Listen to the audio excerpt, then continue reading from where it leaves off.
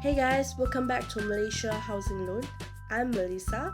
So today we are going to talk about 6 properties you should avoid buying.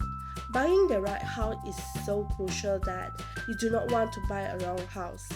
Regardless it is for investment or own stay, you deserve to have the best house you could ever afford. So let's begin. Property without strata or individual title, and developer was bankrupt.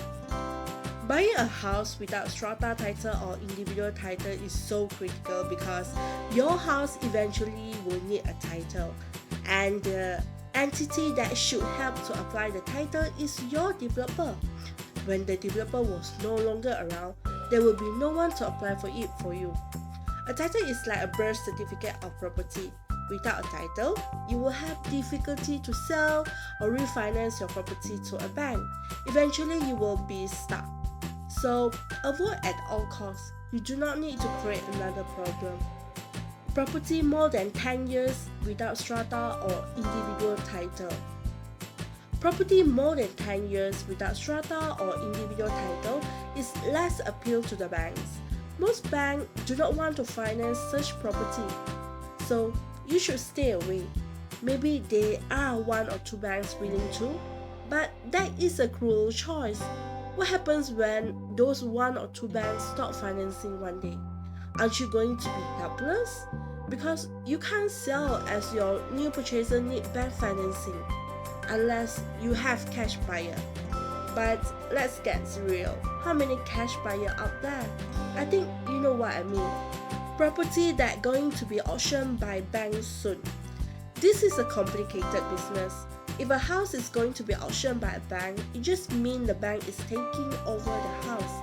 The new owner is the bank. And if you still liaise with the seller that just lose his or her right over the house, that you are in so much trouble because you give the money or deposit to the wrong owner. You might lose it. Auction property with a caveat. Normally, I won't encourage my clients to buy an auction house unless you are an experienced property investor. If not, stay away from auction property because things are more complicated with auction property. Auction property with a caveat just increase the level of complexity. If the property has caveat, someone, maybe you or your lawyer, need to look for the caveator and ask him to remove it. In some cases, it might involve money to solve this issue. How much? Depending on how much the caveator asks. Are you willing to risk? I would say prevention is always better than cure. Avoid the trouble. Property with many auction properties within the vicinity.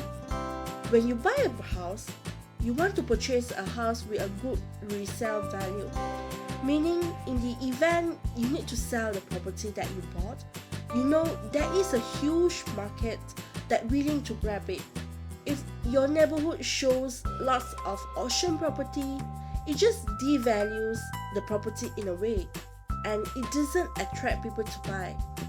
Property without certificate of fitness or certificate of completion and compliance. Every completed property should receive CF or CCC just to confirm that the house is safe to stay. To get a CF or CCC, there are lots of steps involved, and it is not that easy. If a property does not have CF or CCC, it's actually not safe to stay or not safe for you to buy.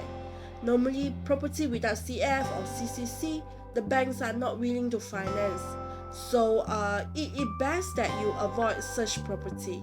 So guys, that is my 6 property tips for you this week. Hopefully, it is helpful to you. If you like this video, please give us a thumbs up or like, and don't forget to share as well.